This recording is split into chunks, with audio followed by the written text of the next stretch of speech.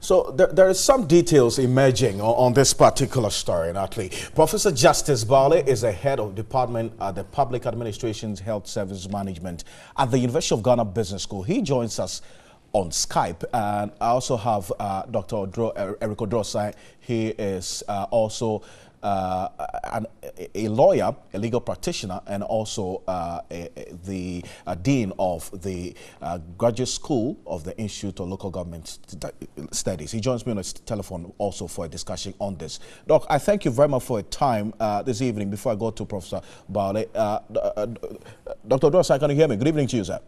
Good evening, my brother. Great. Thank you for your time this evening. Now, this is a matter of procedure and law. There are many who have said that at the heart of this matter is a certain lack of communication between the finance directorate of the presidency at the time of the Mills and Mahama administration and the finance the directorate of parliament at the time. Do you agree with that? Thank you very much. I think it is a possibility, because when you look at the proposed salary levels and relativities for 2013 and 2017, if you are a member of parliament, there is a salary scale for you. And then also, if you are a minister of state and also a member of parliament, there is some level of salary that you earn. Now, it is between Comptroller and Accountant General's Department and the Office of Parliament. So I think that there is some miscommunication there. But the information we are getting, they are very scanty. Let's see how it goes. But the lessons are very clear for us to learn, that as soon as a member of parliament is appointed as a minister of state, the office of parliament must be notified, Comptroller and Accountant General must be notified, so that at the end of the month, there should be a salary code that can help us to identify that an individual member of parliament has also been appointed as a minister of state, so that if there is any double payment, we will not go about doing this double payment thing. But as I said, the information available are very scanty. Let's see how it goes. I want to believe that if there is any miscommunication at all, it was not intentional, in my view. It is about a system, and if we should be able to put the system in order so that in future some of these things may not occur again. I say you make that point about it not being intentional, but excuse me, from what we do know, some information we're getting is that there are some instances where some of these persons who have been mentioned gave two different accounts with two different signatures to two different institutions. I mean, that goes beyond the realm of innocence, doesn't it? No, you see, if you understand the way public financial management works, if you are a member of parliament, you earn your salary as an MP. As soon as you are appointed as a minister of state, under normal circumstances, they would have to give you a top-up. But then the salary relativity scale also gives you a salary as a minister of state and an MP. So what the system should have done was, once you are an MP and they've given you the MP-based salary, which is about maybe 12,000, they give you a top-up of about only 4,000 because you are an MP and serve as a minister of state. Someone can decide that this, my top-up, should go into a different account. My basic MP salary should go into another different account. As I said, the evidence is very scanty at this stage. If we go into the merits of the case, if they are able to arrange them before court, I'm sure they will have enough evidence to produce. But we should learn some lessons out of it, so that in public sector financial management, we should not allow this to happen again. Because it is sad that we have auditors, internal auditors, we have external auditors. They were not able to uncover this, and it should take a number of years for us to get to this level. It is sad, and I think that auditors must be up and doing in this matter. We're gathering that President Akufo-Addo, I mean, after he appointed his ministers, gave them a form to fill to actually declare whether they want their emoluments to be paid by the presidency or by parliament, those who are members of parliament. Professor Justice Bale is with the University of Ghana Business School, specifically the Public Administrations Department. And thank you so much, Prof, for your time this evening on this as well. Now, Dr. Osai makes the point that auditors could have detected this problem. I find out from you if the Auditor General's Department and the Comptroller and Accountant General's Department could have actually prevented this situation from happening in the first place.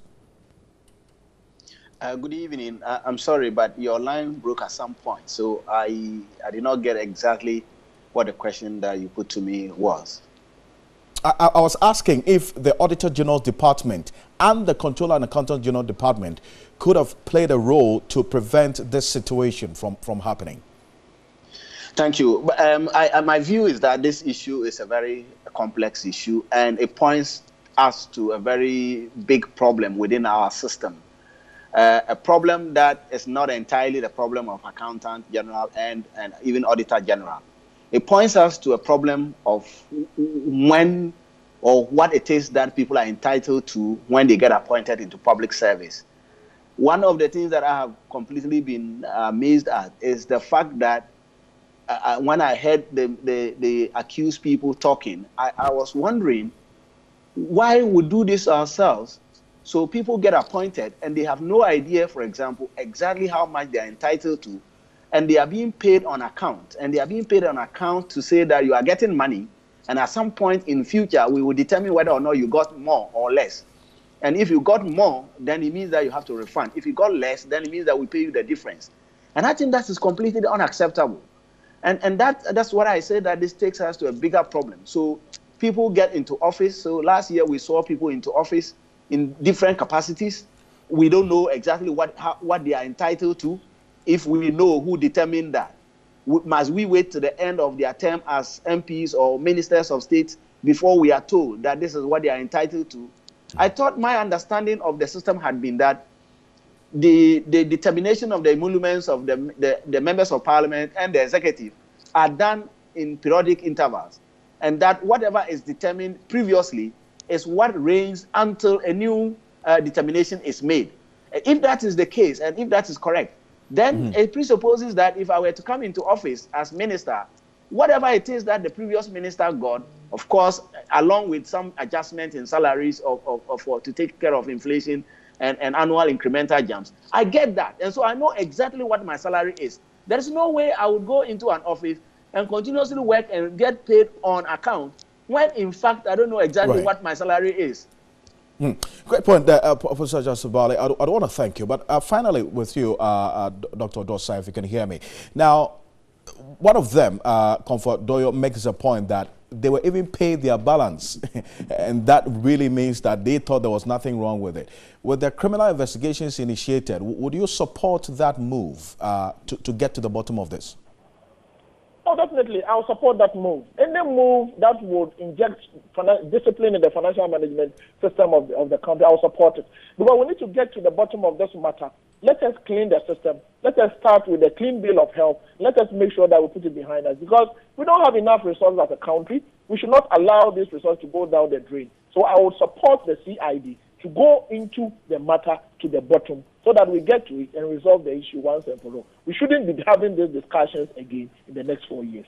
Great. Thank you very much, Dr. Eric Odosai. He's a legal practitioner and also the Dean of Graduate School and Institute of Local Government Studies, also joining us on the telephone and on this. And thank you so much as well, Professor Justice Baole. He is with the University of Ghana Business School Public Administration Department. Grateful for your time this evening on Skype.